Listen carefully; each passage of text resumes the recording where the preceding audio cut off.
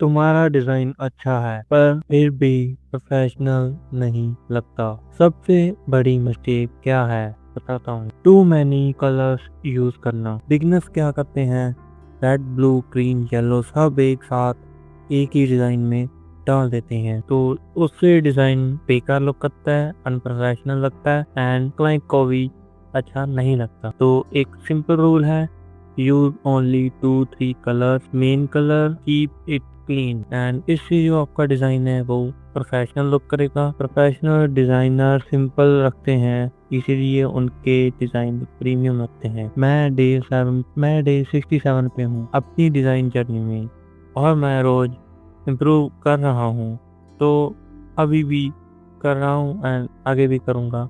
मिलता हूँ आपको नेक्स्ट डे में, तब तक के लिए बाय।